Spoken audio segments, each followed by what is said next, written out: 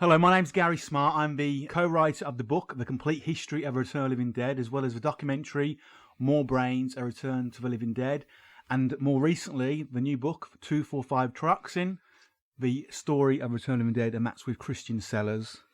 And I'm Chris Griffiths, director of You're So Cool, Brewster, the story of Fright Night, which has no relation to Return of the Living Dead, and co-director of Leviathan, the story of Hellraiser, which also has no relation to Return of the Living Dead. But there's one thing about me and Chris, which we have in common, is that we are both huge fans of this film and have been for me, it's probably since about 1989, 1990 when I first watched the movie.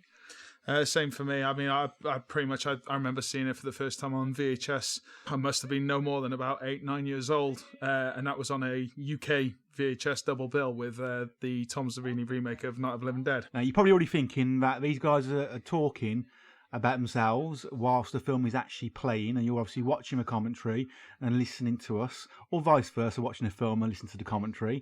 And but our commentary is going to be a bit of fun, really, from fans of the film and aficionados, as we've been called, and also a little bit of trivia about the film. So, starting off, obviously, there's our James Cameron playing Frank Nello, as named in the book, and obviously Tom Matthews as Freddie Jarvis. That's right, just what Gary said, as he's observantly pointed out. We got the characters here. I mean, Gary, you might want to go into a little bit more detail about how you came into Return of the Living Dead, and the fact that now, 30 years later, and you've concocted nearly 2 books worth and a documentary. Like, can you just tell us a little bit more about how did that come about? Well, for me, Return of the Living Dead is my favourite zombie film. I mean, I know that people have a big affiliation with George Romero's Dead series, but for me, it was always Return of the Living Dead. And that's probably because when I was about 7 or 8 years old, I came across a copy of my granddad's bootleg version of Return of the Living Dead and put it on the VHS the one day and just fell in love with the film, and I've been in love with it ever since. And I've managed to, over the years, have a connection with the film regarding the books and the documentaries, and obviously becoming friends with some of the cast and crew of the film as well. So how about you, Chris? Because, when we first met, we actually met at a screening of Return of the Living Dead a few years ago with Don Kaufer. So how did you first fall in love with this film? Yeah, for my sins, that was. Well, yeah, like I said, I just remember being shown the VHS copy. And there's really quite, there's nothing quite like Return of the Living Dead, really. It sort of stands on its own 2 feet. And I'll say, in complete honesty, that for me includes, like, with the sequels and everything. It's different to everything else. It's a very unique blend of horror and comedy, both of which work. And in some other cases, you'll see in films it's a hard combination to make, horror comedy. And this is the one times where you literally both really kind of are on par with each other. Yeah, I want to just mention about Tom Matthews for a second there, because obviously Tom is well known for this movie, but also for the Friday the 13th movies, and I just called him Freddie Jarvis, but actually it's Tommy. Is it Tommy Jarvis from Friday the 13th? It is Tommy Jarvis. So his name is not Freddie Jarvis. He played Tommy Jarvis in Friday the 13th. There you go, he's learning. Yeah, so his name is Freddie in this, and he wasn't given a surname, I believe, in the novelisation of this film, which was written by John Russo in 1986, but Frank had a surname of Nello. Now, Jimmy Caron, of course, is known for Poltergeist, and he only got on this film, to a degree, at first, because of his connection with Tobe Hooper, who he'd worked on Poltergeist a few years previously, because originally Tobe was supposed to be the director of this film, wasn't he, Chris? Do you know, yeah, I mean, that's something that's always kind of had me interested in terms of, like, what could have been. And I mean, there was even the press adverts, if I'm right in saying, for the Tobe Hooper version, where they had his. There's Bill Stout there, just as a bum. Sorry for interrupting you. No, you go ahead. You interrupt me all you want. Hi, Bill. So, but yeah, I was just saying about, like, the whole Tobe Hooper affiliation thing. Like, there was the press adverts, I'm right in saying, wasn't there, with the big bold text of Tobe Hooper and Dan O'Bannon. Now, what kind of went wrong there? Well, originally, obviously, Tobe was supposed to be directing. He was already doing a deal with Cannon Films, which he did Chainsaw Massacre with, and also in Life Force and Invaders from Mars. Yeah, Invaders from Mars. And he was supposed to be doing this film for John Russo and Tom Fox, who was producing. Unfortunately, because of his connection with Cannon and having to work on Invaders of Mars, he had to go back over. Actually, it was Life Force, wasn't it, back in '85? I think that was the first one, yeah. Yeah, so Life Force, he had to go back over to the UK and filmed that. So he actually dropped out of the film. Nothing really other than a conflict of schedules, really. And then Dan O'Bannon, who'd written Return of the Living Dead, was then approached to actually direct it. I mean, originally it was supposed to be under Toby Hooper as a 3D movie. And at the time of the early 80s, you had the Friday the 13th, the Jaws films in 3D. And that was obviously the gimmick of the day. And, it's really, thank God, it didn't become a 3D movie because it'd be a completely different tone. Yeah, it's one of those things, isn't it? It's probably for the best it turned out that way, because obviously I'm a big fan of Chainsaw Massacre 2 and Life Force for that fact. I can't say I've seen Invaders from Mars for quite a while. I'll have to catch that at some point. It's on Netflix at the moment, isn't it? Netflix actually stars Jimmy Carran as well. Oh, really? He's in that as well? Yeah, he's in that film. Oh. Well, yeah, but I mean, I just think, this is Dan O'Bannon's directorial debut, and what, only film he directed? It's his first directorial debut, so it's his first movie. I think he went on to direct Dead and Buried. Did he write that? Oh, no, he wrote... Did he direct that as well? He wrote it, and that was before this, wasn't it, Dead and Buried? He did The Resurrected with Chris Sarandon, which was before this as well, wasn't it? Yeah. And obviously then he's known for after that, obviously Total Recall. He's obviously known previously because of Alien and Dark Star. I think,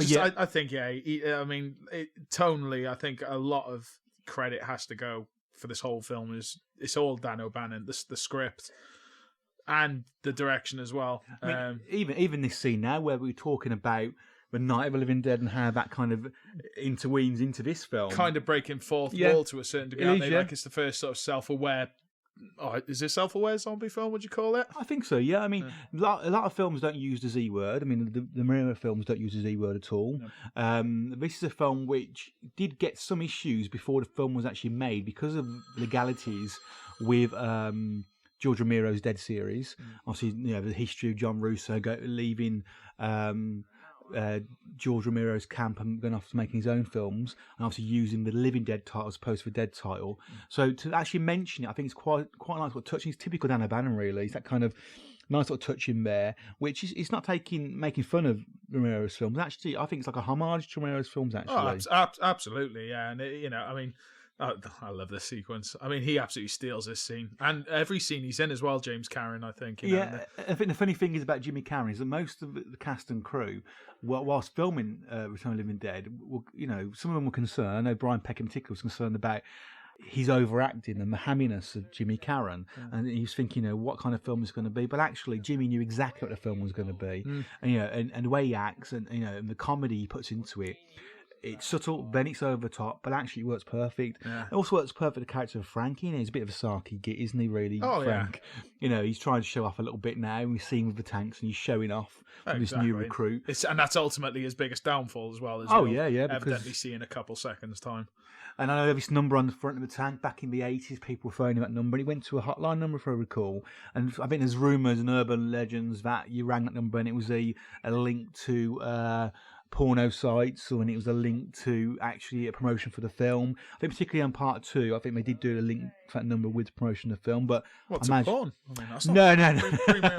Watch a zombie film and then call a premium porn line. Sounds like a typical Friday night. Well, you got Linnea Quigley dancing naked in this, so you never know. We'll talk about that when that comes talk about it later on. But this scene in particular, when you actually see how the Living Dead are created, because in the Romero films you don't know. It was all about the speculation of how they actually were created. Yeah. But in this, Hemdale Films, that was Jim Daly and John Daly, and David Hemmings. Now, David Hemmings was famous as an actor in the UK. They had their own production company, and unfortunately both John and David passed away a few years ago.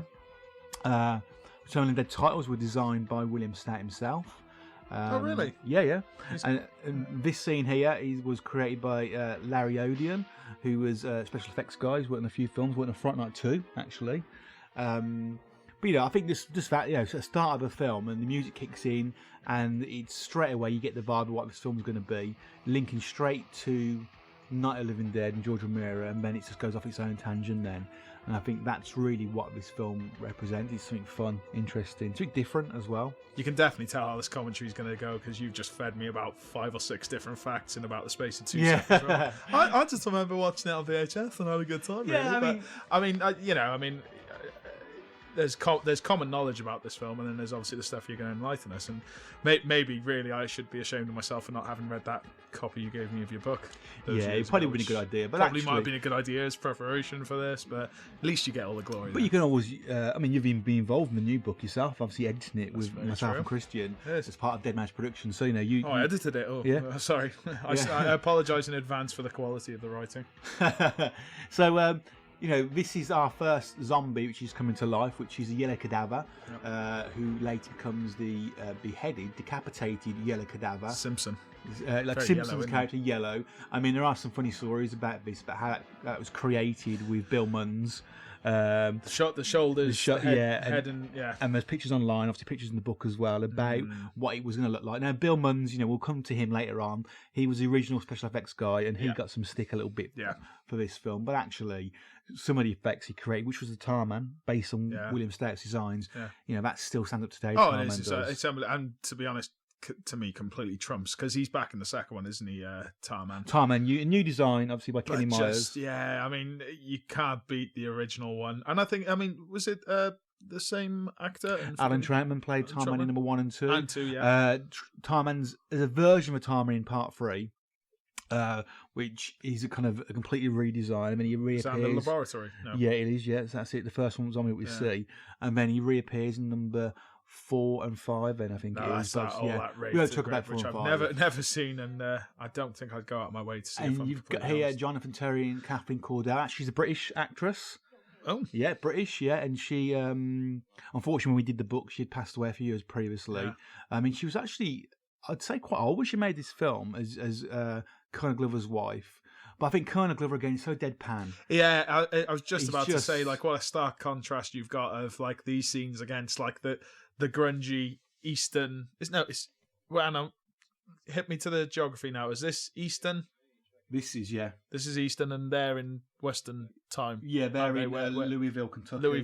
Based, yeah. I mean, just the stark contrast though of this is these lavish mansions and the secret Adam West Batman-esque kind of cupboards. And I just want to point out that those walls were actually red in the original house, and that mural was actually in the original house as well. It wasn't put in there for any tackiness. It actually was somebody's house at the time. Somebody actually had that in their dining room. But that's very 80s.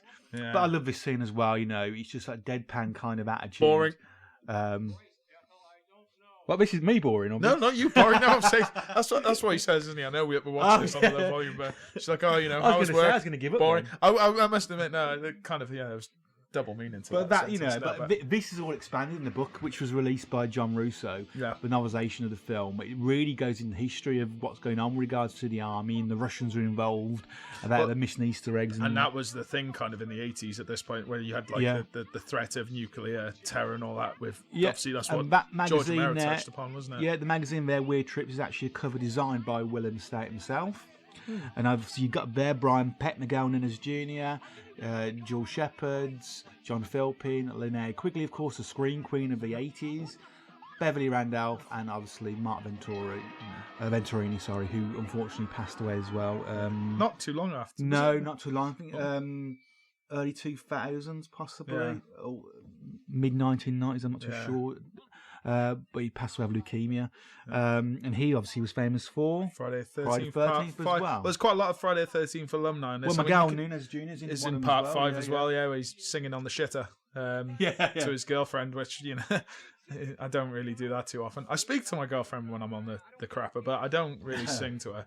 But obviously, we got here now. You need a medical supplies. Like Resurrection Cemetery at first, and actually, we have been there. Do you remember when we went to the States? No, that's where we went there. Yeah, we visited. Name drop. Name drop. We went to the States, and we went when we was filming Hellraiser documentary. Now that's that.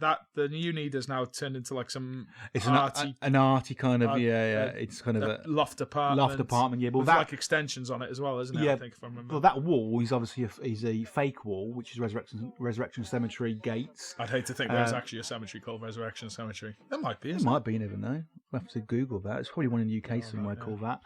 But that wall is obviously a fake wall, which the other side is a railway track, which we saw on industrial estate, and that's why you can hear the trains going as well in the film sometimes. Oh, was that in the cemetery sequences? Yeah, you can hear. Yeah.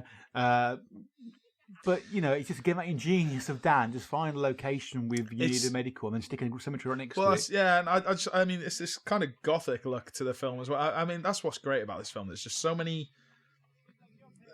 It's really eclectic in terms of its visuals. Do you know what I mean? You go from kind of like the factory settings. It's overall quite gothic, and I'm assuming this is primarily down to William Stout. Yeah, I mean isn't it? the headstones. You mean just looking and at them DC just- Comics, EC Comics. Sorry, EC Comics, yeah. I mean, the headstones then were virtually all designed by William Stout himself, and then some of them were obviously, I think he raided the Universal backlot to go and buy a load of, or borrow, sorry, a load of headstones. borrow inverted Yeah, commas. and I know there's a story, obviously, the Weeping Angel, which went missing, and somebody was owed that copy, and it's disappeared. But I mean, there's Nixon in the corner over there. I mean, even the sets, I've like never this, noticed that before. Even just this, look at the set.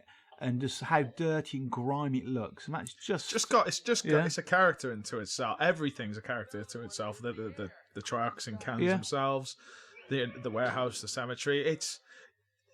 Everyone's got. It's a very visual movie. It's interesting to look at. Every sort of corner of the frame, you're seeing something pretty cool. it just like I said, shows the Nixon poster in the background's obviously a dig of some respects there. the amount of work of that Stout put into this with regards to production design and the amount of detail, and it's only really with these kind of Blu-ray editions that we're getting now, and obviously what we're talking over is where you see the quality really of the Return of the Living Dead and the work that Bill Stout actually did. Yeah. I watched this film for many years on an old VHS copy which was really battered. Yeah. And the first actually 10 minutes of the film was missing, so I didn't know what happened the first 10 minutes of this film for about 10 years. She's almost partly integral. I mean, I suppose it takes a while for I mean, again, going back a bit, it's the whole, like, I mean, what, you got a good solid 10-minute build-up before even the credits on. Yeah, the credits come, But obviously it's set in the scene, isn't it? It's the exposition about, here's the background. Well, what you assume is to be utter bullshit on Frank's part.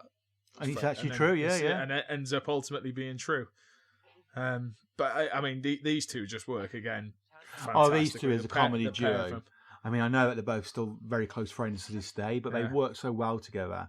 I mean, Tom Matthews was a very method actor on this. He's got his ear pierced, where part of the role was to have an earring, yet he straight away went and pierced his own ear, where they could have glued one on. I mean, coming to the Split Dog now, O'Bannon wanted a big Great Dane or something for this, but obviously because of budget constraints, he got this little dog. But again, the work on that was done by Tony Gardner. Literally in a matter of days, that was designed. I mean, for a kid, and he was a kid at the time, to go and design something like that and make that, it's just amazing. Yeah. And now look at the work that Tony Gardner's doing now. I know. Child's Play movies. He's literally he's up there. Some top effects guys in the US working at this current day. Yeah, and I know. And sorry, going on your documentary, I know the chap now. He's with the moustache. Yeah, Tony. Yeah. Sorry, Tony. I do know who you are. But you're the little chap with the moustache. And even in the documentary that Return to the Living Dead. I mean, that's. I love the butterflies here, interrupting. They're just paper butterflies. And that was, stuck to a wall. and I think I know this. They had a fan on them, didn't they? Yeah. Bert is a real slave driver. Slave driver. Slave driver. Gary's from Birmingham, UK. Excuse my accent, but Bert is a real slave driver who's got you and me here. I think that's what it says. Go on trivia.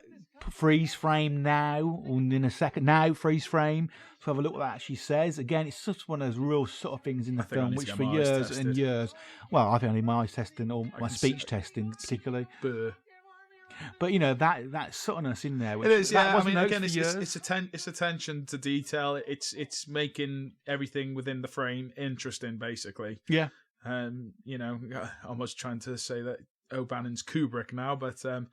It's not so much like metaphorical visuals. It's literally in your face visuals. For somebody this is their first movie directing, and for somebody who, we'll go on down in a bit anyway about Dan's directorial. We got a second yet. We have, but his directing style. For someone to have that kind of matter stuff in the frame is amazing. Now, here we go. This is the scene that every single teenage boy in 1985. This is where the videotape goes funny. It's a Yeah, bit like this is where your one it's went like funny. it went ape shit. I mean, it's like This is where you first saw a woman naked and thought, why hasn't she got any detail well, I down don't there know. at I mean, all? I mean, I'll admit, couldn't have been more than maybe 8, 9.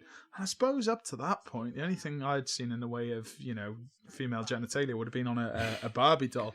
So the fact that obviously, and you'll enlighten us with the story, she had nothing to kind of expose down below. It's kind of like, oh yeah, that's what they all look like. I'm sure she's got a set of screws in the side of her legs and. But I mean, yeah, the tape wore pretty bloody thin by here. Now I know you want to mention about the music. Here's my little fact I know for sure is that I've watched a work print version of this, and I believe it's mentioned by the cast anyway. Is that the temp track to this initially was Vanity 6's Nasty Girl. Now Vanity Denise, there it is. Look at that. There she is. She is bold, man, but nothing there. I mean, what you'd do with that if you did get that would be debatable. Yeah, you could always get a Ken doll. Yeah, it could do, exactly. But it was originally Vanity 6, Nasty Girl, which could have fitted well, but I think that the track that was used, evidently, anyway, look at that ass, was different, and I think it works a bit better, and she's just recently passed as well, Vanity Denise Matthews, and she was a protege of Prince, who I am a massive fan of, so throwing that right in there. Well, Clu Gulager here. Now, Clu had been known for playing kind of heavies and police officers and whatnot in the early 80s and 70s. Obviously, previous to that, as a cowboy in Billy the Kid. But he was actually cast literally the last, second, 11th hour. He was cast in this movie. They couldn't find anybody to play Bert, the right person. Leslie Nielsen, Robert Webber, all these people were named, and people for different reasons back then. I mean, it would be interesting Leslie Nielsen doing this. I think he could have done it because Leslie Nielsen would have been good. Creepshow and. He was always, and Leslie Nielsen was a straight actor. No, he was no. I mean, you've got Forbidden Planet. I mean, but even Creepshow, he's not funny. And by Creepshow, he had already done Airplane. Yeah, and he was already in amongst the Zucker brother campus. But I can imagine him sort of that deadpan humor of his being able to do it. But then, nonetheless, Clu just nails this. I mean, this is probably one of the first films I saw Clu in, and subsequently I've seen him in lots of films. And I met him in person recently. I was when I was in the States. Well, there's a little story into itself, isn't it? I mean, you look at him and the history and the pedigree of his acting career. He's very much a respected actor, and he comes across in this as well. He's a very much of a different era actor, isn't he, against everyone else? But I mean, to see him with a large inflatable cock. Basically, on the 30th anniversary I genuinely thought he was sitting next to you for 1 second, but then I realised it was an inflatable cock. I've got a bit more hair on top, but I mean, again, it was such a pleasant surprise to see him he like was that. Amazing guy. He basically told he gave like a summary of his career, didn't he? Yeah. He was told you got to walk around with by some studio execs back in the day with a big cock, and so ultimately he's now walking around with a giant inflatable one. I'm sure that you can find some pictures online of that. Now this is what we talked about the Yellow Cadaver and the beheading scene. Yeah. Now this is just an amazing scene. This is it's just straight away. There's the humour in this. Yeah. Still quite scary though. Do you know what I mean? Oh that coming out of a door after the tension's built up perfectly, and it is funny. And actually, it's the first time we see zombies aren't actually Romero zombies, which are slumping around and being really slow. He just ran through that refrigerator. Them. Now, this pretty much. I mean, I suppose not the first to have running zombies because actually by this point, I know there's Nightmare City. Yeah. But this is I would say the first American mainstream film which was running zombies, and it's the first. I mean, are these even zombies in Nightmare City? They're mutated they're and firing Uzis and baseball bats and biting tits off in TV shows. But the effects in this, just look at that. It is, yeah.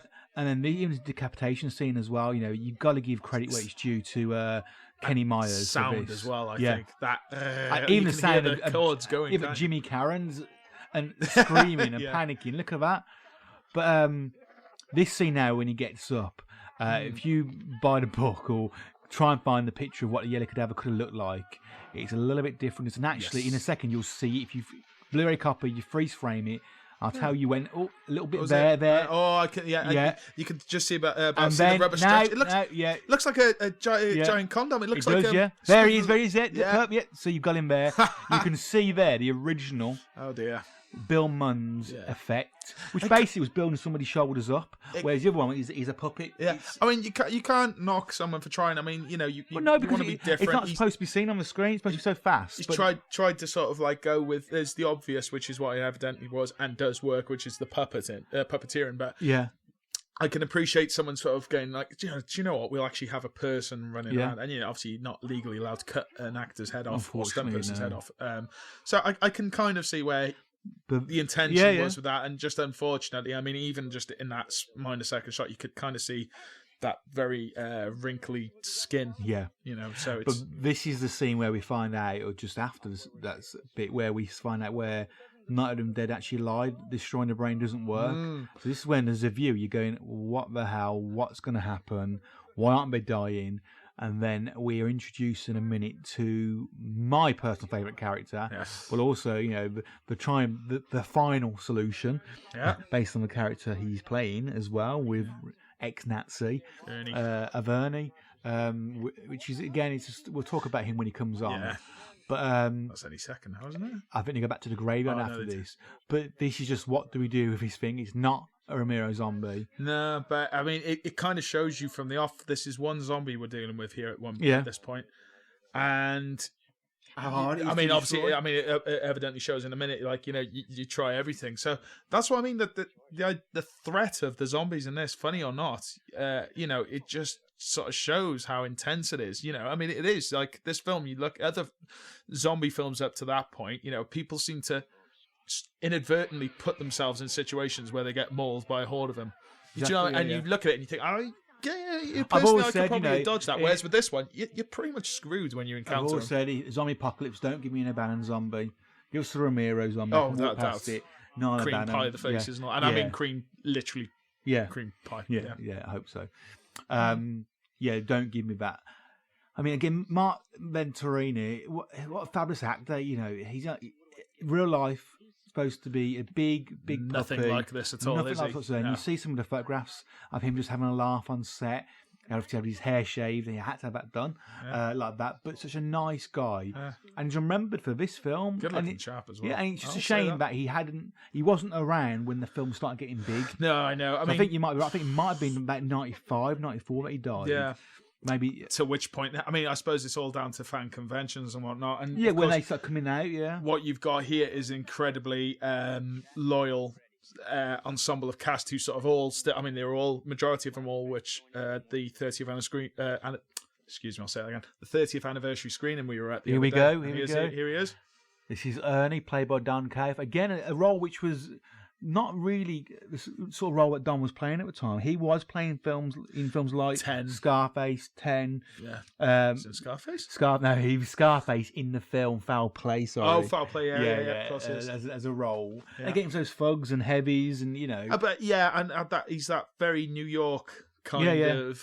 And we know Don quite well, don't we? So, name drop. Yeah, we name drop. Clang. But we know he's a friend of ours, but he's literally just... the stories he will tell you. I was going to say, true Hollywood. I mean, he's one of them actors who's completely underrated. And if you see on the left hand side now, you can see the pictures of Eva Braun. You see the little articles and whatnot. That was all done. I've never that clocked was that. all done. I mean, he really channeled in on this character. The hair as well. Obviously, is a big part of this. He channeled in on the character being an ex-Nazi. Yeah. Is he an ex-Nazi? Nazi. He's got his the Luger gun. Luger, yeah, that's it, yeah. I mean, there's a picture of Hitler there, playing cards and on the advert. So, he's not exactly a Nazi in hiding. No. And his name is Ernie Kaltenbrunner, which is based on the real-life Nazi Ernst Kaltenbrunner, who was hung at Nuremberg, and he had the famous dueling scar across his face, and he obviously was a leading Nazi in World War II. Yeah. And again, Dan, this quirky Dan, naming one of your heroes, and he's, one of the heroes of the film. Oh, God, yeah. I know, ballsy. What I love about this film is that a lot of films in the 80s, and, right up until the 90s and 2000s, that the younger kids in it, and, the teenagers were the heroes, and the old people came in, got killed off quite quick. Yeah. Was this film, is that real balance that actually...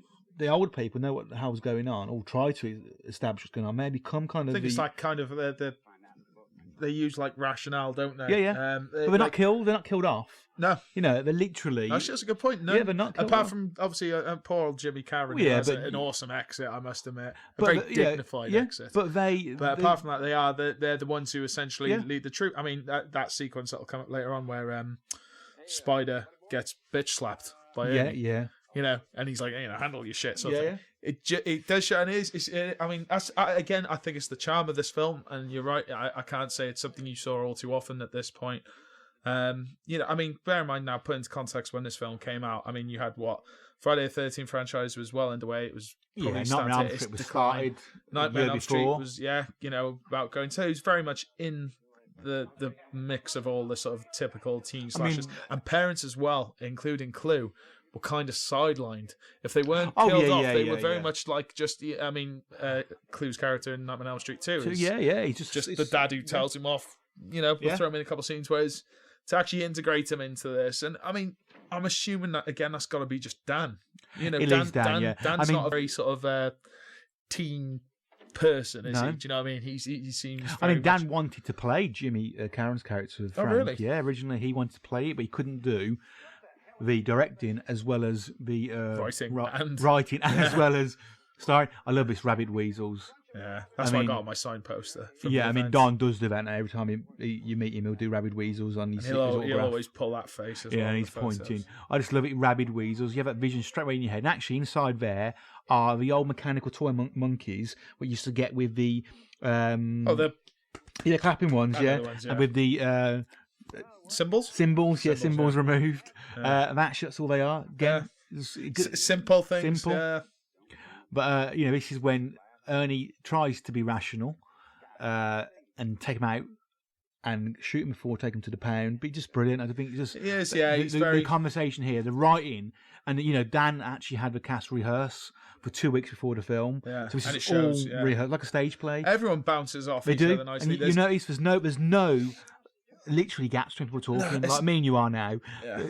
Everyone's bouncing constantly Yeah. off each other because they've rehearsed it perfectly. Yeah.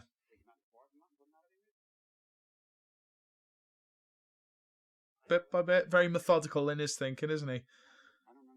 I just love the fact that this is an undertaker, an embalmer who allows his people into his mortuary, which is illegal, which we know. His apron looks like it hasn't been cleaned in about 20 years. Like Leatherface's apron. Yeah, it does, yeah. And he's bopping away in his tracksuit and his headphones. And again, Don came into the audition for this, bopping around with his headphones on, dancing. So had he done now the whole white? I mean, it's funny. It always threw me because I don't. Well, no, there's Weekend at Bernie's. I'd definitely seen, that was after but this yeah. was 100% the first film I would have seen Don in. It's the one I associate with him the most as well. But obviously, he was like in an episode of Twin Peaks. Was probably the first thing I saw him Yeah, in after I saw this Columbo, movie. Kojak, But Bernie Miller. now this is the hair because I personally think this hair suits him better. Or I Don maybe associated hated with hated Yeah. it completely But because Don had it's like dark black very hair. dark and like obviously attached quite a lot, didn't he? Yeah, the Porno big, tash. actually, his audition he came with a big porno tash. I mean, Don would say that the bleaching his hair every day for this film made him go patchy with regards to his hair. Oh, really? That's what he puts it down to, not age. Puts it down to this film in 1985. that's Don in a nutshell, isn't it? Pretty much. Yeah. Now they're going to have a famous line in a second. I think it's this scene, "Go choke a chicken." But actually, John Philpin had no idea what that meant. That "Go choke a chicken." Neither did Joel Shepherd, and obviously Dan had to explain to him in quite detail what that actually meant. "Go choke a chicken." Nut one off, right? But I just love their relationship as well, these two, because it's. I mean, see, John did "Children of the Corn" as well. Oh, he's in that. Yeah, he's one. I mean, of the now I kids. know he's very much a surfer. Oh, I mean, I you remember always see, I clocking him in Point Break. I watched Point Break recently, and I love it, yeah. straight away. I mean, he's a surfer, and that's what he does now. Yeah. Um, You look, yeah. I mean, he hasn't aged much actually. Oh has he? no, When you no! look I at how mean, he- when we how- saw him in the in that Q in and the A we went States, to, yeah, he he's was still just. very much. He's that. And Miguel actually, he has not changed. I think actually, look at the cast. None of They them. must have taken some, all done look- some deal with the I mean- devil, i.e. Dan, and Yeah. because all of them look. I mean, Beverly literally looks exactly the same as she did. She's a babe. And there's a funny story about the Don't- outfit she's don't tell her I wearing said now. that. No, she's probably listening, or maybe she's not. But this outfit she's wearing now is actually handpicked by Miguel Nunes Jr. himself. Oh really? Yeah, I mean, It's very, Miguel. very gender neutral. I mean, it's typically 18. I mean, maybe again, it kind of hard to say. Like, No. there's nothing really much. She's very much a victim, but at the I same think time, they she's a gave her. survivor. I think they gave her mini skirts at the first, and I know in the scripts the plastic mini skirt she just wears. I stuff don't like think that. it'd suit It a wouldn't character suit the or her, character. you No, know. it wouldn't. But Miguel actually, before he made his film, was homeless, living Really? on the streets. Yeah, in LA. Yeah, that only came out a few years ago. In as a fact. I mean, he obviously wouldn't advertise it at the time, obviously because he wanted to get the work. Yeah. But it just shows, that. It's that break, going there, auditioning, and he made it. Yeah. And here is Beverly at UNIDA. Oh, I think. This And is Bert's one of my name is actually spelt wrong on there because his name is spelt B-U-R-T, and that says B-E-R-T. So I don't know who's written Well, of course, that. you got Bert Bert and Ernie, Ernie, Sesame Street. Yep. So now, again, was that of intentional? course, or- yeah. Well, but I'm sure the Bert and Ernie there's a B-E-R-T, is it? So I suppose just to be different, they chose B-U-R-T and someone else. I don't think they probably thought it through that much, to be honest, Chris. Well, to be honest, speaking of, I didn't even I notice never that knew- Bert then. Was that on the door? Yeah, it's on my door, it's spelt wrong. Jesus When you write a Christ. book on these things, you do get to learn these things. Yeah, it's sad. I love this scene here where you've got Tom Matthew just sitting there fiddling around, and then in a minute you'll see Clu Gallagher tell him off, or he'll tell Is Jimmy this to as a tell him background off. thing? Yeah, he's fiddling around with some stuff. I mean, Yeah. look at him cutting off that leg of trouser. Yeah. Oh yeah, so delicate. Look at those. Look at those. I think knees. he's messing with this bit now, and then look, Is he what like signaling him? I think so. Yeah, I like to think he is. The writing. I keep saying it, but the writing of the film's just so good. Like there's sometimes some comedies and even films I love, the dialogue or something just makes you wince, cringe a bit, and He doesn't here. it doesn't. It's Everything just- about it's just like there's a part earlier as well actually where they're debating about like this job. Yeah, Freddie says something, and Bert just does this to him, and you can feel his stress. That kind Frank. of like, Frank. Sorry, my bad. Frank. and that line is repeated again in Eternal Dead Part 2. In the back of the car, same scene. But I just think this film is one of those films where I've introduced to loads of people over the years. When I was a kid, we used to play zombie games, running around. I always used to be Ernie, and people used to be Bert and whatnot. But I always took my friends into this because it's just a classic film. It's just one of those films where you say to your mates, go and watch it. And for us as Brits, the soundtrack is very British, very punk. It is. I mean, it's American punk, isn't it? And this was obviously a big thing around the time that in horror the UK films... in '85, punk Oh was yeah, massive. no, it was big, but I mean, this is obviously very much like kind of surfer music. I mean, the Yeah. Surfing Dead itself, it's a very American. But I mean, I know what you mean in terms of us Brits appreciating a bit of punk Yeah. rock. But But also the Germans. I mean, the Germans love this film. yeah, of course I mean, they do, we went to that convention I bought recently. you that didn't we? nice fancy. Yeah, but I mean, it literally, Return of the Dead was everywhere, wasn't It is, yeah. there? No, it's still very much. I mean, it seemed to be the thing, and that's again probably why you've got to love 80s horror. Is it just seemed, especially in the mid 80s, to be a big thing to have a soundtrack of various artists. You've got the Cramps on this, Yep. but they also featured on another really good soundtrack, which was Chainsaw Massacre 2. It is good, and I do believe a certain company are releasing that very soon. So, but Maybe you can do I commentary again, I for mean, that as it's well. one of my favorite soundtracks. That No One Lives Forever is brilliant. But nonetheless, you got that Fright Night. Yeah. It's funny. It's a strange old combination, and yet it works. And it just seemed to me that it was very much relevant around that mid 80s period, and I just again it works. I love this theme as well. I love it, yeah. I think it's great. We're 38 minutes in, and the zombies haven't even risen yet. It's, But this is short. I mean, how long is this? 80? It's about 90 minutes. 90 minutes. But this shows a story about the living dead. We had a few zombies pop up. But it's like, it doesn't It's matter. not- it doesn't it's matter. not boring. It just It's continues. not the kind of There's thing- Bertsy, spelled wrong. All right, I'll give you that one. If you Yeah. notice on the other one, you really need to maybe not get your eyes checked, but just go out and get a social life. But the fact you can see a bit more clely, there's a little bit more. I just love this. Acceptable. When we went to go and visit this area in LA, downtown LA, I was really gutted that wall wasn't there.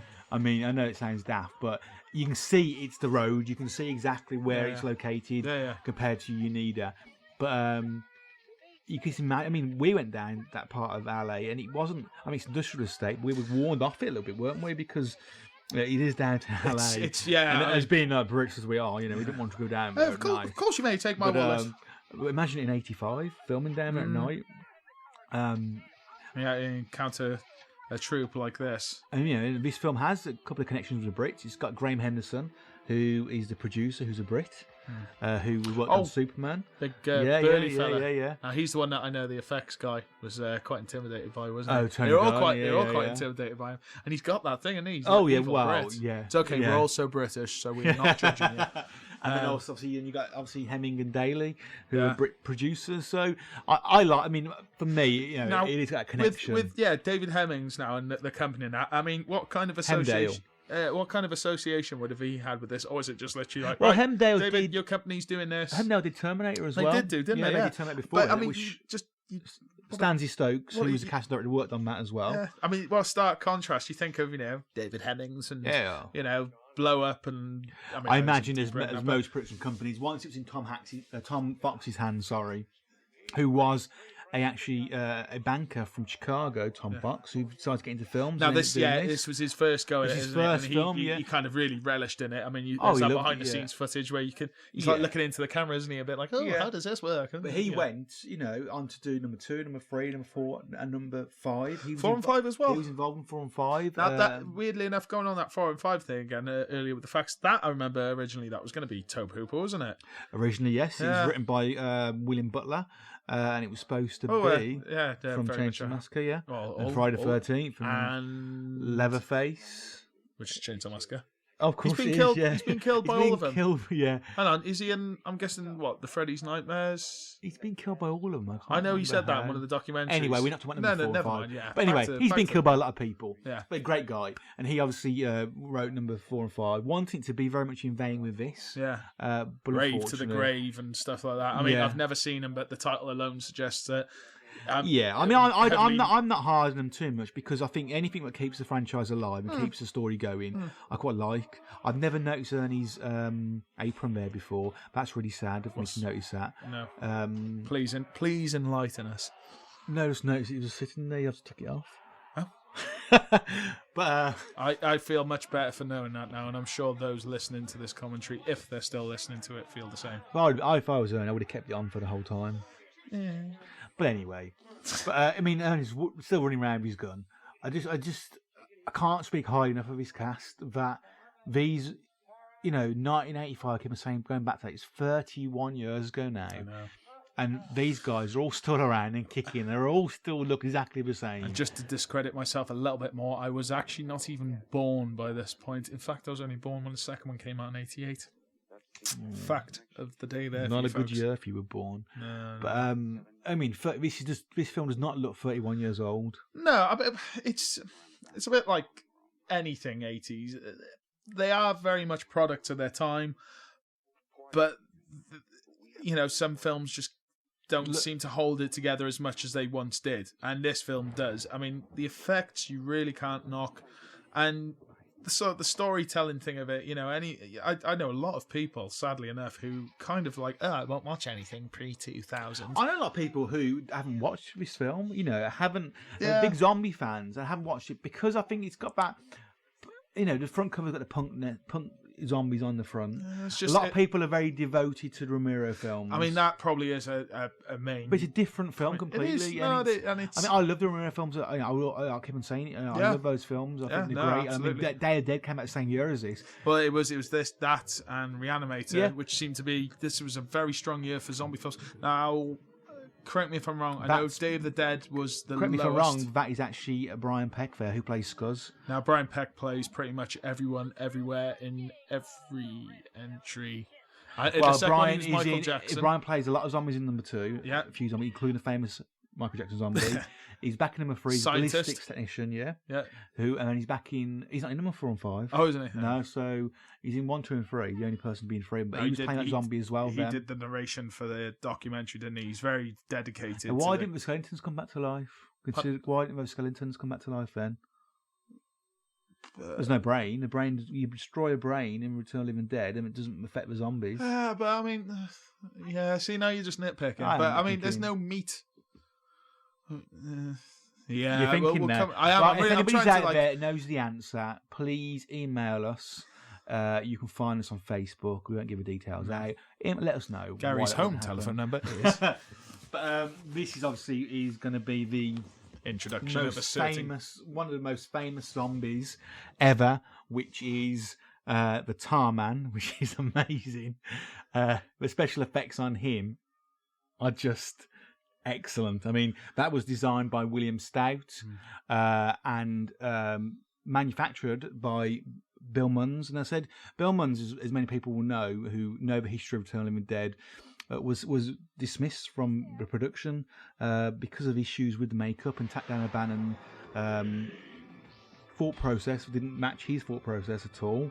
And but I think that design of him is just fantastic. You can't beat that whatsoever. You wouldn't think it was an actor portraying him. I mean, the whole like loose limbs and everything, you know, from Alan Troutman is just... I mean, it kind of shows, doesn't it? And again, you hear this quite a lot, is that you get stuntmen to play certain characters. And you need someone like him, an actor who really kind of I mean, brings a personality to him. And you know, the just look at him, he's just amazing. He's terrifying. He's again, just he encompasses this film. It's funny because you got the big boggly eyes, cartoony eyes, and the teeth, and the fact that he's able to say, "Now forgive me," and vowels and consonants. He's able to say consonants with just the teeth. Is quite impressive. Now, one thing I was going to ask you, again, probably adding to my association slightly with this, is that I was lucky enough to go and see the 30th anniversary screening at the Egyptian Theatre with the cast and crew of this. And it was great to see the original 35mm print. Yeah. Now, what's the deal with... I've always wondered, there's the voice of Tarman, and it's talked about quite a lot with fans. Now, when I watched the VHS version back in the day, I really can't mimic this well, but I'll just try it, is that he's like, brains. When you watch... the DVD versions and so forth, it's like it's been taken down a few notches on the pitch. They or whatever. They changed it's like for some reason. They changed the tone completely of his voice. Because there's no real reason why. And when MGM re-released it back in about 2001, I think it was, they changed it, and Dan O'Bannon wasn't very happy at all about some of the other changes which were made with regards to the soundtrack. And there's always debate about, was it Dan's version? Did Dan have anything to do with it? Dan didn't have anything to do with the changes in the audio in this film. To make him sound more intimidating? I mean, it's obviously a bit more menacing. Yeah, I just don't understand why. But when you watch the credits at the end of that back MGM again, version, it's back to the original one. It's like, oh, you forgot that one. Again, another thing that was probably not shown as much at this point is the intelligence factor. He's not just gone back. He had a thought process of opening that door. So if I do this, he's used a bit of physics or whatever, right? If this chain attaches to that door and I crank it in that, it shows that there was nothing really like this before. Exactly, and it's just zombies we had previously were brain dead, completely brain dead, and these ones phone ambulances. These ones phone the police. These ones have a conversation with you about why they again adding to the fact the humor horror factor. It's just you really would be, sorry to use this term, but fucked if the world got. Oh yeah. I mean, the Walking Dead is big now, and the zombies now. I think they're actually quite fast. Sometimes them zombies are. They seem to stumble a little bit. Yeah. I still think, I mean, I know it's a different era now for stuff, but it's the whole I do kind of miss the eeriness of the walking zombies, like in Dawn of the Dead or something, or Living Dead at Manchester Morgue, or even the Fulci films. But then again, I said after this, you still went back to those zombies, which were... there was not really a lot. I mean, this was probably the last hurrah for zombie films what for a while. Well, what happened with around the same time as was Michael Jackson's Thriller, and what happened is zombies became funny. Well, zombies became funny. Yeah. Like the scariness of zombies disappeared, and you kind of lost zombies right up until the 90s, late 90s, when you had... Resident Evil came back then, the games and whatnot. Yeah. But then 28 days later with Fast Zombies. I mean, the paramedics in this scene are Tom and Jerry. Bert and Ernie, Tom and Jerry. Tom and Jerry. I mean, they don't actually reveal their names, I don't think, in the film, but one is definitely called Jerry because he said he calls out his name. They mention that in the doc as well. Yeah, so basically, and it's also in the book. But I love how the documentary has them in it. Oh yeah, it's brilliant. I mean, I suppose they have got relatively, But they're notable integral parts in roles. this. It's one of the most. It's one of the most famous. Most memorable roles. Sorry, in the film is no blood pressure, no pulse. Yeah, And which then ain't no blood pressure, when no they get pulse. killed as well, it's gruesome death, completely gruesome. I mean, I know that it'll come up in a minute, but he got a rugby tackled to hell. Really, Oh yeah, by the zombies when they attack him. yeah. Uh, No, is it him? It's Because the one you don't see what's happened to him, do you? And it knows the police officers that get rugby tackled, isn't it? Because they see the police come up, Yeah, they're all got shouting tackled, at the door, and then you see that. But then they get ambushed completely by obviously the blonde-haired guy gets attacked in front of the vehicle, which could come in a minute anyway. People will see, Yeah. and then the bearded one goes round the back. Spoiler alert! Yeah. If you can watch this, I'm sure you've watched this. I'm sure you have. 31 years. Otherwise, old. you really need to get out more if you've started watching this with a commentary from two guys across the pond. Yeah.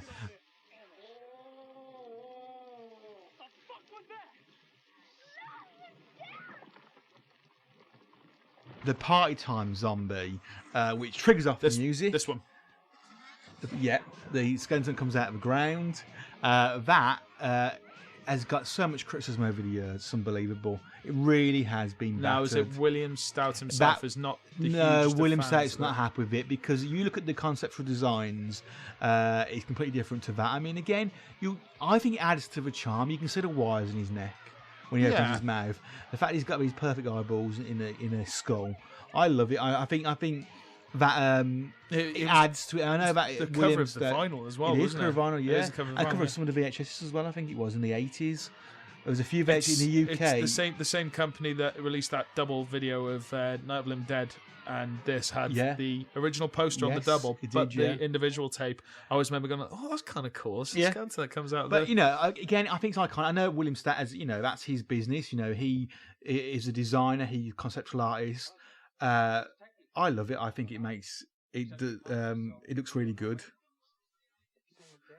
Well, it just adds to the diversity of the zombies in this, doesn't it? You've got all the you've got the cadaver to start off with, and then you've got the really meaty zombies, the some more paramedics ones. I mean, you've got ultimately Trash's zombie when she comes Oh, back yeah, yeah. with a still smoking hot figure. But I just like it. There's a real diverse range of them in this, and it's what kind of adds to the character. William Stout calls them the kind of lead zombies. Principal cadavers, the characters in themselves. So when you look at his designs, he's got about 5 or 6 different character designs of zombies. I think there's 6. Yeah. Which again are amazing EC comic Oh, style they're zombies. awesome. Those original they, concept designs. Oh, and but- Gary is currently looking at the test pressing of the upcoming 245 Trioxin book released by ourselves. Only because the names of the zombies that he designed just completely No, this is it, disappeared. yeah. So you've got Boggy, who's looks a bit like William Stout actually. Who's a bit of a I remember, yeah. with a noose round his neck. Now Specs is based on someone, isn't he? I remember him saying this Yeah. in his featurette. But you've got EC Comic Guy? EC Comics, yeah. And you've got Beardo, who's on with a beard. You've got Jaws, with Jaw missing. Actually, one of them appears in Return of the Dead Part 2 with Oh, Jaw okay. missing zombie. You've got Reb, who's based on one of the Civil War Yeah, I can see by his soldiers, hat, yeah. And you've got EC, which is actually based on EC Comics. If only you could see what we're Well, looking yeah. at now. You will do one day. By the book, By the book. page 33.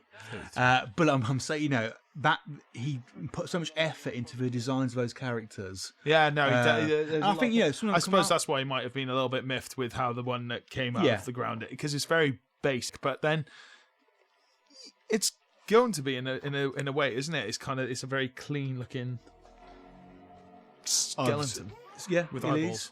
and But eyelids. actually, you know what's really weird when you look at the actual behind the scenes photographs of that the Arnie zombie attacks, but when you see the behind the scenes photographs of the party time skeleton, it doesn't look too bad. No. It's got all the stuff hanging off him. It's got all the kind of the moss and whatnot. yeah, it has. So you put it in the rain and put the lights off. It's going to look different, isn't it? All the Yeah. effects disappear. So Yeah. I think it's a shame. Obviously, it was shot at night and Yeah. when it was raining. But because it isn't a bad design. But anyway, No. I think we've talked a lot about that. But I He's do had his think credit Bill. I think Bill Munns gets a lot of stick for this film, but actually Bill is part of a legacy, and I think He he's is, an important yeah. part of it, as well as obviously Bill Stout and Kenny Myers. I and think Tony when Gardner. you look back at things now, it's no matter what happened back then, what worked, what didn't, whatever. So long as people as sad as ourselves are still talking about it. And I imagine from what we know about Dan O'Bannon and his directorial style, a lot of people would have walked off the set of this being quite unhappy. I still think he's cool. I think he's absolutely cool. Of course. Yeah, but obviously Dan was ill at the time as well, so a lot of people didn't know that. Dan was suffering from Crohn's disease, and unfortunately was the illness that took his life in 2009. Quite a long time to have it. Yeah, I mean, but that and being his first film, stress, yeah. And Dan was a temperamental kind of guy, but I think just a genius. I think he's one of those people who isn't seen as much as a genius as he should be. And I'll tell you why. 2009 Oscar reel, when obviously the obituary is going for the people that passed away a year, didn't even mention Dan O'Bannon. How can you not mention him? Total Recall. I know. Alien. Yeah. He was the genesis of Alien. Not even mentioning him. No. But we hope that things like this, where we're talking about his legacy, these are the things that keep him alive. Now I love this scene. This is iconic. This is what a lot of people probably remember. The legless zombie, played by Jerome Daniels, who was a street performer in downtown LA.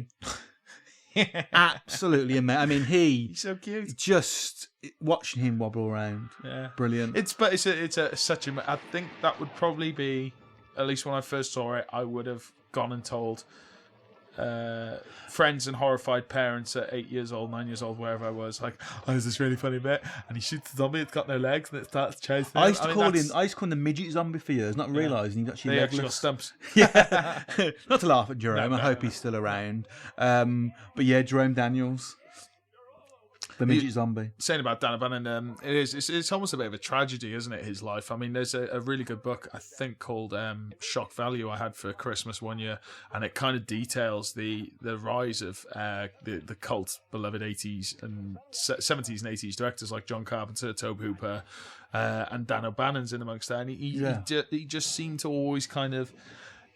He was a kind of introverted character, but he always seemed to sort of encounter drama. He wouldn't stand for any shit for a start. No, he wouldn't. Dan wouldn't.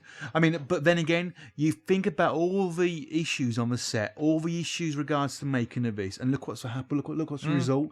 31 years later, we're still talking about a film. Of him as well, though. It is a cult classic movie, and he completely changed the whole scope of zombie films. Yeah, and it's a shame these films didn't continue. The franchise of Return of the Dead didn't continue. That's how it started. I mean, the original sequel should have been directed by Dan O'Bannon. Yeah. I mean, I know was that the actual plan? The actual plan was Dan O'Bannon. Yeah. The actual plan. I mean, loads of cast wrote their own screenplays for number two. I mean, famously, shows how invested they all are. Don Carr famously wrote Revenge of the Living Dead, which was a direct continuation, which Dan O'Bannon absolutely loved. So did Tom Fox, but just didn't get it made. No.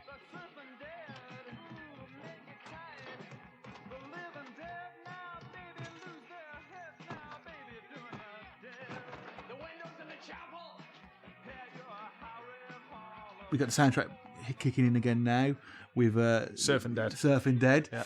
I mean, it's cool though, isn't it? It's like the montage sequence, isn't it? Almost in terms of like all these events. Let's try and barricade ourselves up, and the wee chapel of the dawn. Oh, here we go. And he's one of the famous scenes which has been completely copied and homaged for years and years. And this was another. Oh no, it wasn't this one. It's the other one who quickly pops up saying "Send more cops." The weedy looking one that was dubbed. It was. The pitch was altered on the chap who played him, one, and it didn't kind of suit him either. People got to remember as well. Return of the Living Dead was the first zombie film where zombies ate brains as well. And of course, look what happened there.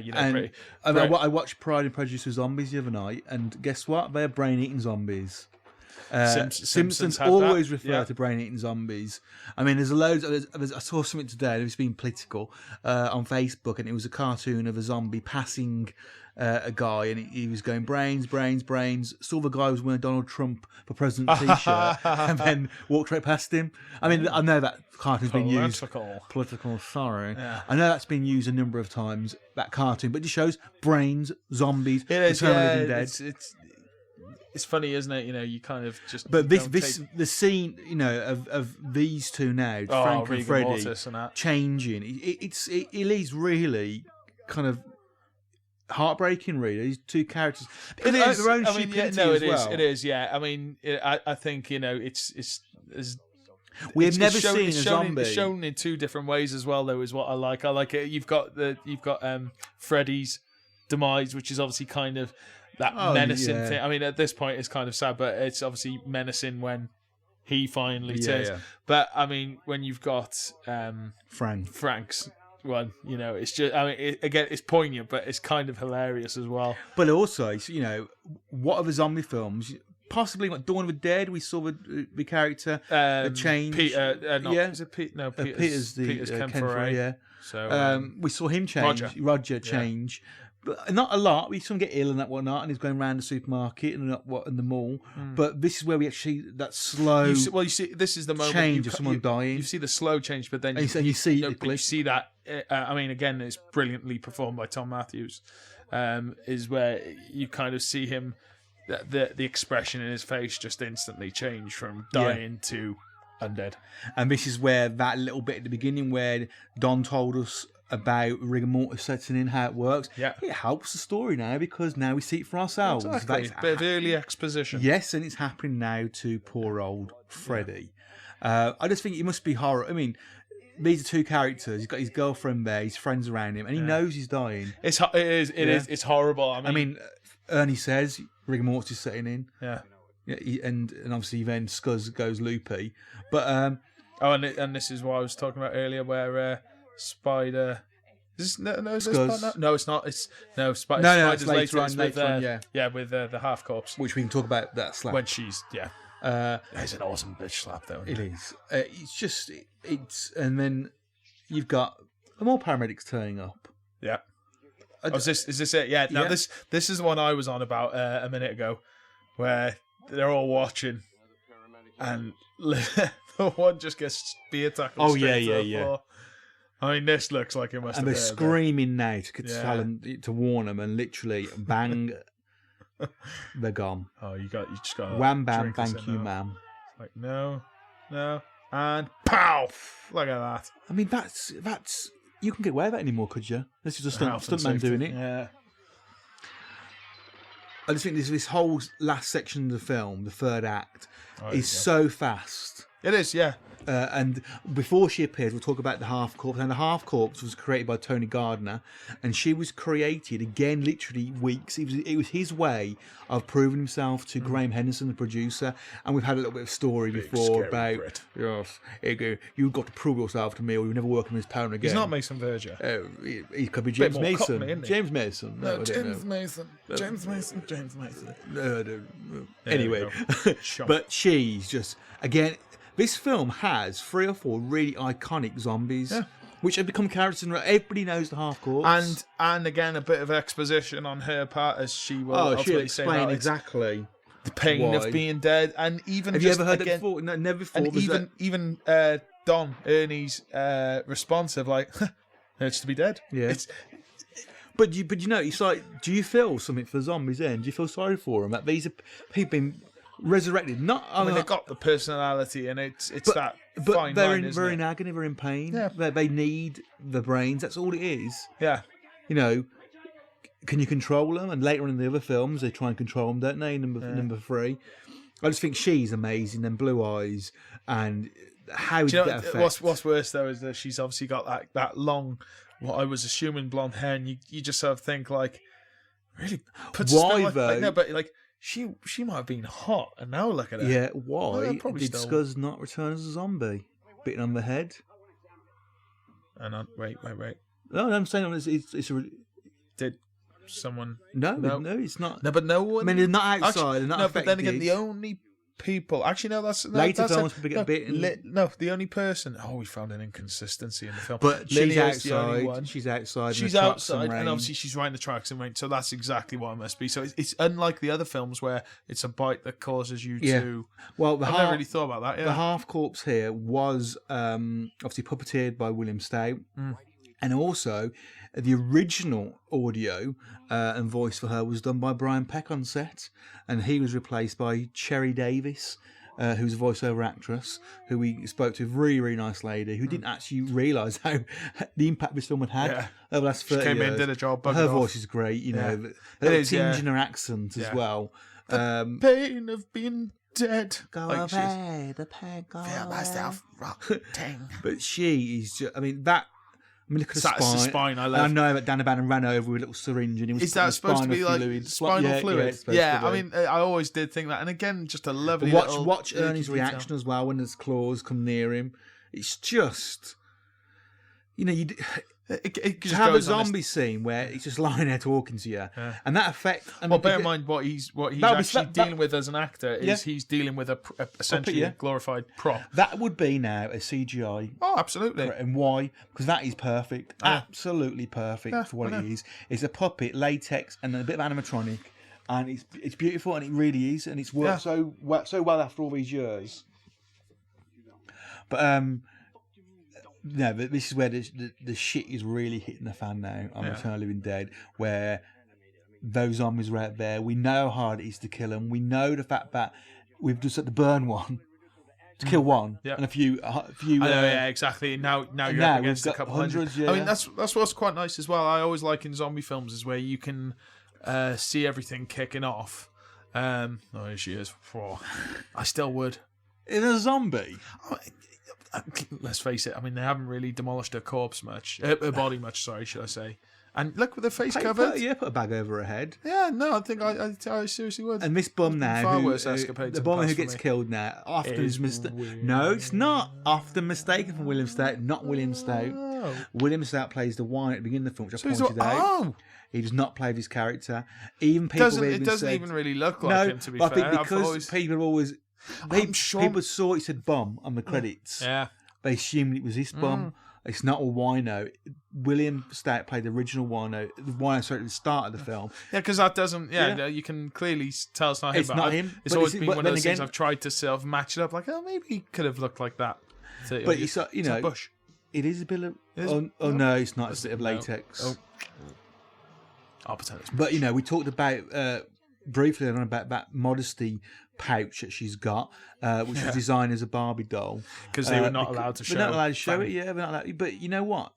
Would it have mattered in that sense? The angles of the shots, you could have shot that scene without even knowing. There's no extreme close-ups anyway, and all you had to do is admire those wonderful buttocks of hers. But from I reverse, don't think you? their relationship here now, Casey and Chuck, it's just weird. It's like she's telling him she doesn't even like him, yet they're stuck together. But What would you say to somebody if I was stuck in a room with you and I was going to be no, attacked but by then I zombies? guess I wouldn't tell you the it's truth. kind of that's the thing you've got to love about her, haven't you? Is that regardless of the fact the world's I've essentially never ending ever liked outside, you. Hold me tight. yeah, but that's, I that's- would no, but at it's- least lie. Yeah, but she could have turned around and gone. Yeah, it could have been phony if she'd be like, "Oh, I love you."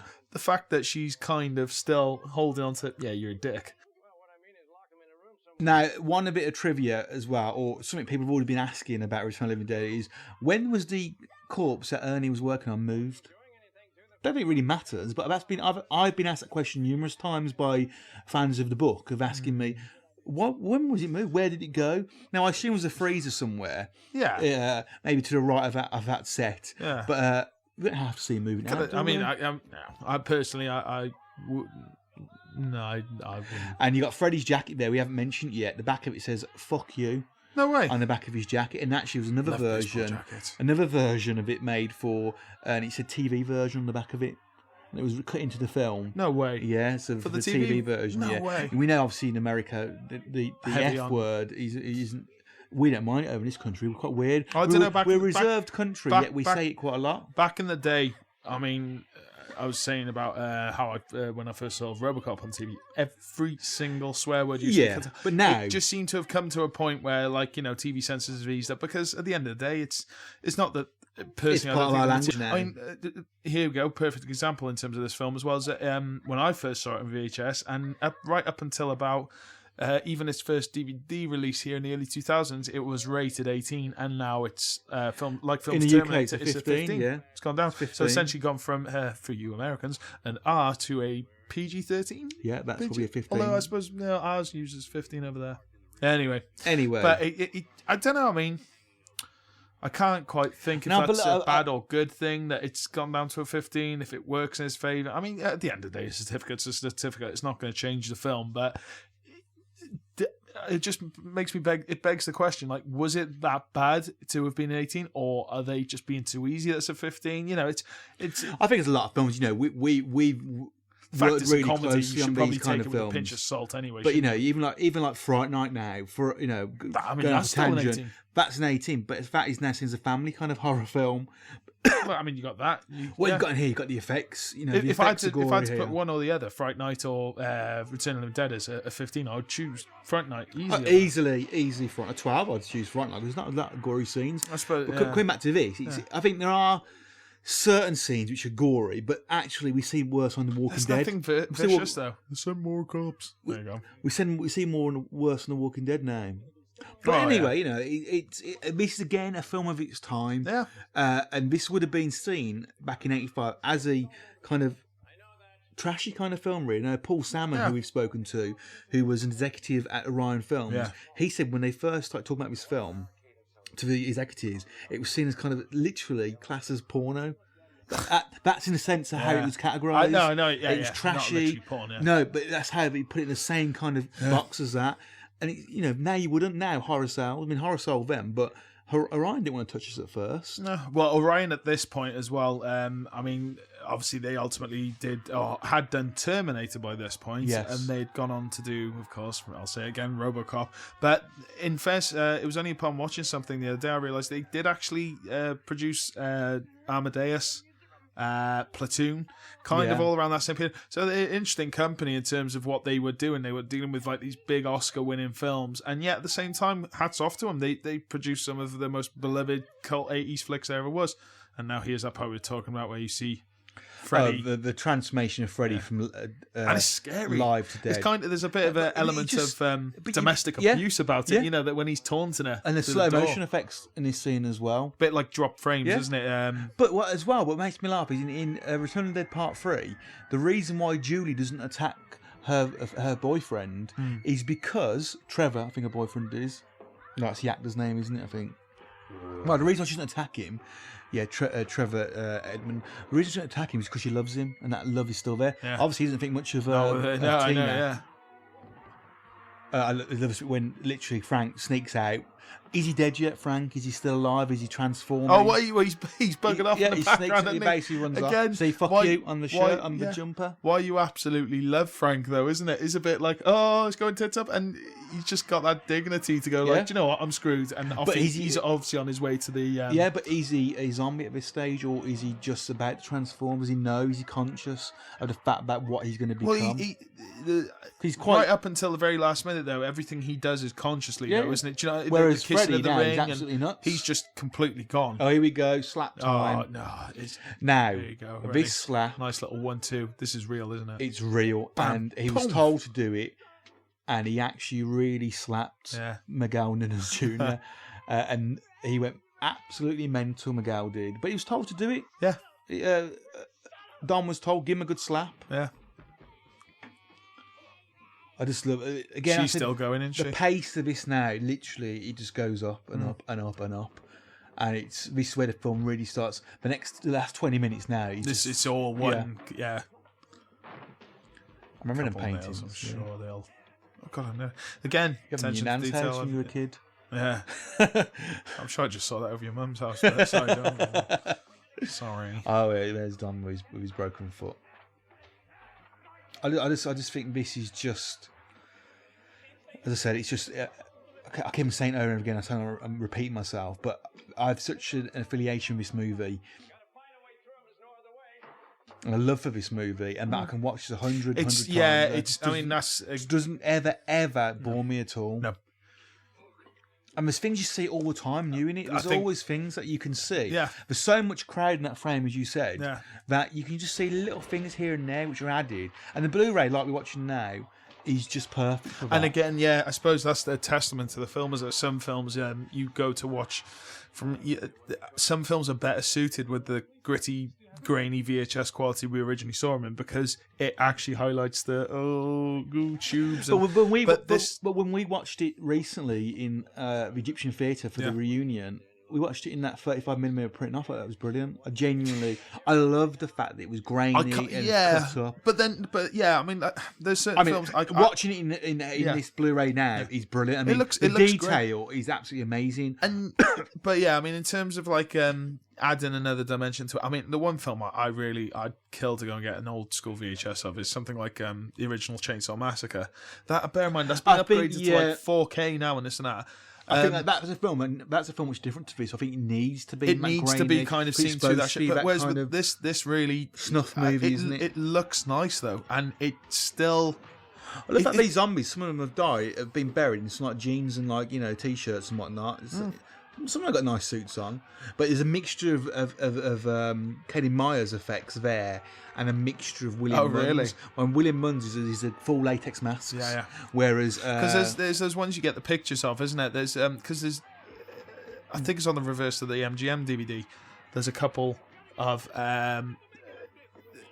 3 of them like sort of coming out the woods or something. Do you know what I mean? And they literally look like they're wearing masks. Yeah, they are. And other people are literally just like painted brown, aren't they? They're the ones which are based on the masks from William Munns, which again going from Dan O'Bannon's original concepts were these mummified looks, which kind of yellow tingy kind of things. I kind of like that though. I like them. It's almost like faceless. It is a bit like it does look like a mask, but it kind of does the same thing like Michael Myers mask does. Kenny Myers would come on and do traditional prosthetics, separate pieces, and it is easy for background zombies, as we know in other films, to do these kind of latex kind of masks. Yeah, but it adds to the charm. And again, I mean, there's one just coming up, but for us, as fans of the film, it doesn't matter. We don't care.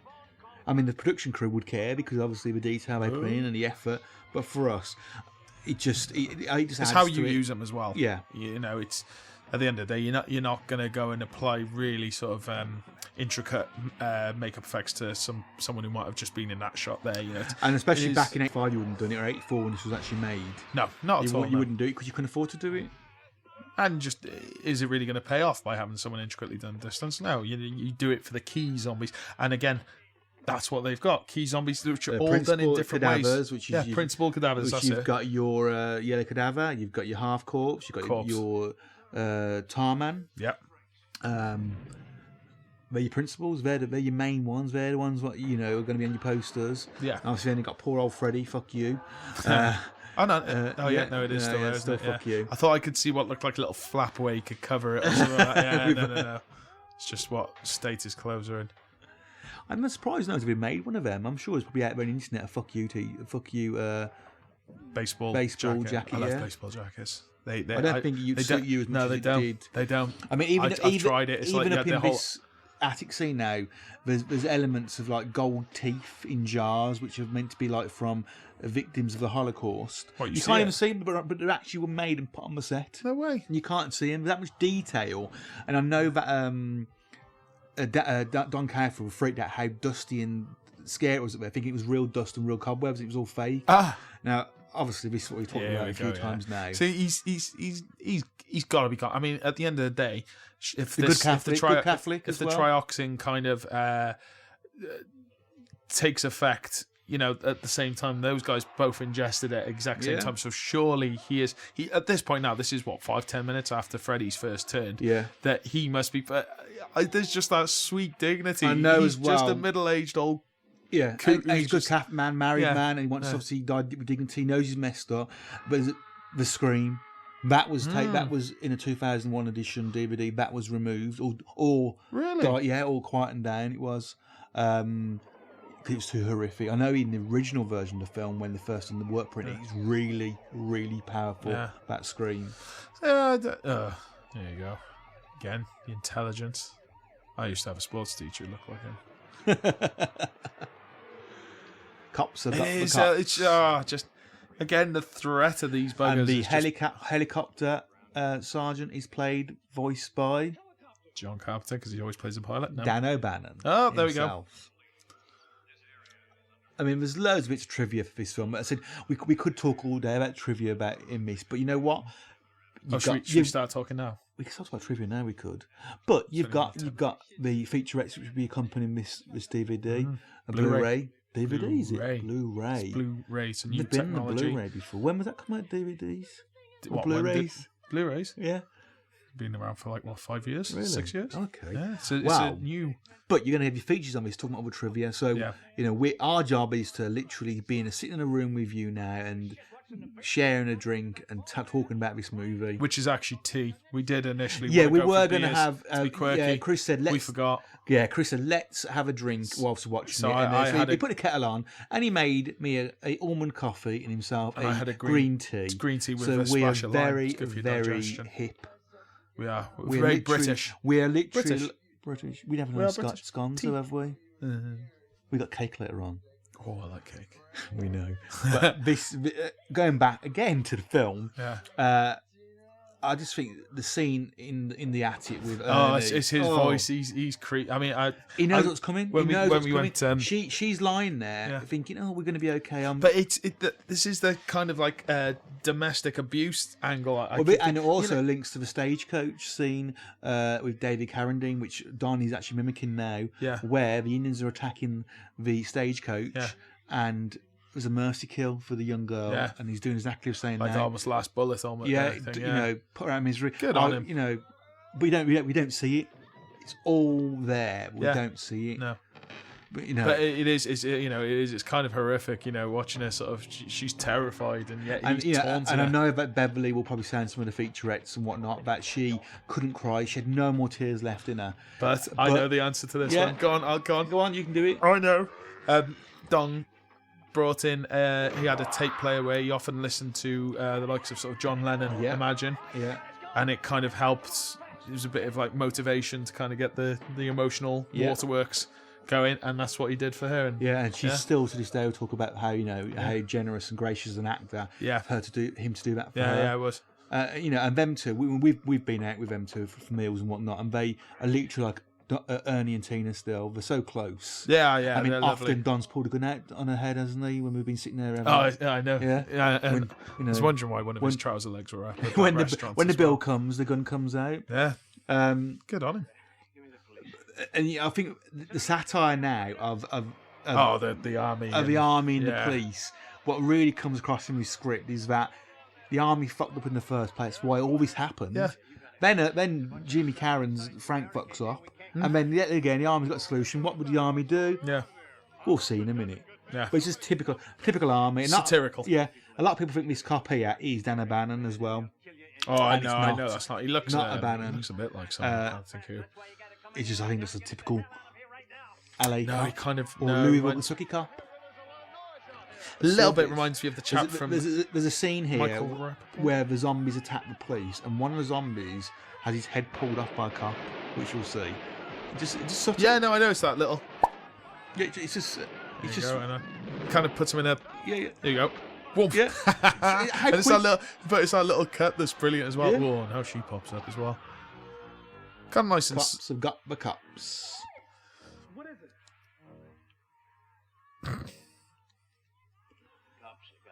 I just, the shit is hitting the fans, and then Isn't that what John Phillippin says at one point? it does. Yeah, shit's really hitting the fan out is it there. there or is no, it just earlier? before when the police Sounds turn like up. shit's really hitting the fan. I like that. He's still. I mean, again, you can see why Jules' character kind of says, "You're a dick, but Yeah, hold yeah. me," because he is. He's But what a gang they are, really, when you think about Oh, it. I think Yeah, they're- the mixture of people in that gang. a The very geek. diverse, Yeah, look, yeah. aren't they? He's got the geeky one, a nerdy one, kind of John Philpin's Chuck. And Yeah. you've got kind of the hipster kind of. It's funny trying Miguel to. Nunes I suppose Jr.. you can imagine Freddie in amongst them all. The fact that Freddie's actually. Freddie's going straight, in the book, Yeah. he literally he's been in trouble with the police. Yeah. He's actually finally going straight and getting a job. Yeah. Hates it. I think there's a scene in the book where he's on the crapper for like a couple of minutes trying to avoid work. At the Oh, beginning. really? I do that If you quite haven't often. read The Novelization by John Russo, please go out and find it. You can get it off eBay. It's a fantastic book. And irritatingly, in the UK, about 10 years ago, there's a lot of conventions of memorabilia. And you could buy that book for £1. Yeah. And I remember seeing a store with about 50 copies of it. And if now I it's would have like probably known, about I've got about 4 400 copies quid. myself. 'cause Oh, I've well, collected I'll them. nab one of them after this. I've got no copies actually left. Oh. No, one's upstairs. I always used to think as well that reflection behind the bed was someone popping up. It's Oh, it's white her, out. It's yeah, quite yeah. creepy. That. You know what? But I think I've he's- seen some trivia before Again, where it says, goofs, someone's behind, member of the crew, and it's not. It's not her. her. The dirty side's got mirrors. Again, I love this. It's just his reaction. And what happened? Yep. Okay. Like he's taking an order. Yeah. You know, he just. Oh, really? Oh, really? Oh. And just, how I big think is that the graveyard? I think the fact as well, though, again, just it's the comedy. You've got comedy and horror happening right here. Him. Yep. Cool. The wife's reaction though is kind of like, you know, when someone gets but when someone gets a call though, and you're worried what it is, and you get that gut feeling. I mean, that's what's happening there. You can see she's terrified. She kind of knows what's happening. I'm guessing anyway. You know, you're going to see a bit of quick effects and prop mastery in a minute where his control console, the glue isn't set and the wire starts drooping in a minute. You'll see. Oh, I'll have a look at this. Because literally again they only had minutes to get that set ready, that console ready. You see, obviously, when he picks up the phone, it will start drooping in a minute. It just shows again, quick, get it in, get it out, let's film it. And I think Jonathan Terry, who plays Colonel Glover, again, he was in Season of the Witch, Halloween 3, Season of the Witch. Oh, yes, he was. Yes. The bun. Yes, that's him. He's the one I guess his head. Yep. Oh, Yeah. What? An amazing actor who again just he Great pops film. up in loads of things like Murder She Wrote. I mean that it is almost. I mean, I think just after I came back, or after not long, basically after I met Don Calfer, I remember my mum religiously still watches Murder She Wrote, and he popped up. And I got a story. He is like a regular on that, isn't he? Yeah, I had Don staying with me when he came to do a show at the UK. And then that morning, before we went to a show, we turned on the television, and guess what was on? Quincy. Murder She Wrote. Don's on it, and he went, "Let me just watch this episode." Well, we've got to go. And he had to watch What was the he, Mason episode. Verger?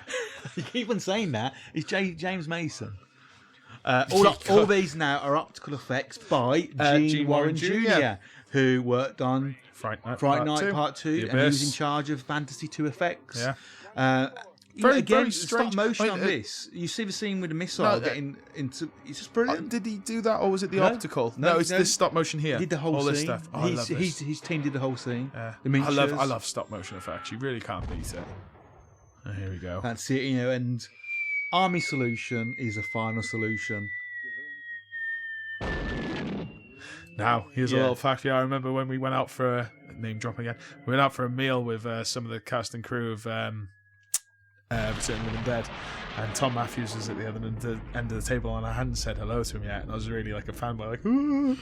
But I remember, like, as soon as I saw him, all I could keep doing was Tina. And he got really annoyed, didn't he, and walked away. Do you He remember? buggered off, yeah. He never said hello to me. Kind of begrudgingly had a photo with me afterwards. And there you go. You'll have the. Oh, God, yeah, look at it go. Yeah. It's like a deflating bone. All stock footage. Stock footage. Yeah. Doctor. I was thinking that bone event. I was thinking. Oh, sorry. Stock footage. Remember, it starts again. I just think, you know. Oh, yeah, because this is all like very. This is the same scene from the beginning. Yeah, but. But people could always say as well, why would you be a corpse in the grave with polished shoes? My shoes aren't polished like that when I go to work. But the original ending was to have the last scene was going to be loads of on a train line was going to have some cargo trains with trioxin infected soil. Oh, cool. And it was going to be stored. Yeah. So that's Return of the Living Dead. You know, we've probably bored the hell out of you now. And imagine most of you turn off going, who are these two Brits? Well, I'm a proper Brit. He's from Wales, so that's a little bit different. I think, you know, we love the film. Yeah. We've got a real affiliation with it. The fact we've recorded this now, and we've actually had the volume on 1, 2, just to make sure we get this commentary nice and crisp and clear to annoy you all. And I've managed to watch this film again without being bored and without hardly any volume. Yeah. And yet it's etched in my mind. Again, it's a very quotable film. It's gone so fast as well. I mean, we were panicking a bit of it. What do we talk about? Yeah. But because the film is so engaging and it's so rich in every single detail in it, regards to the casting, regards to the music, regards to the effects, the direction, the production design, you can talk about it for hours and hours. Yeah. And we normally do. We do. You never shut up about it. But I hope this film doesn't get remade. I really hope it doesn't. I don't think it deserves a remake. No. Because how can you top something like this? It's a product of its time, and, you know, how could you? The I know- soundtrack's a big part I know of Don it. said to me once that he thinks if it was ever remade, that Steve Buscemi should play Ernie. I can see it a little bit. I think I can, yeah. I think Don's thinking about more the Yeah, eyes yeah, more than anything. I think he's got that bug eye thing. It's like saying that, maybe like in the future, then George Clooney will take my place in the commentary. I think if we remade this commentary, Yeah. I think so. Yeah, good looking chap. probably- Tom Hardy, actually, no. Tom Hardy, I'd be. Well, you've got some You'd things be in more common. like Leonardo DiCaprio, probably. you'd probably more Dom DeLuise. Is he still with us? No. No. More like Leonardo DiCaprio. Anyway, thank you everybody for listening. Thank you for not switching off. I'm assuming you haven't because you're still listening to us talking now. So thank you very much. Enjoy the rest of the features on this. Enjoy the fabulous work that has gone into making this Blu-ray and finally getting the collector's edition that you deserve as fans. And long live the Return of the Living Dead, and may it continue to reach out to more generations of fans who enjoy it. Down in the ground, you better plant 'em right, or they'll come around. You move out, baby, you move that mound, or they'll dig it up and they'll shut you down. So come on, come on, come on, come on, come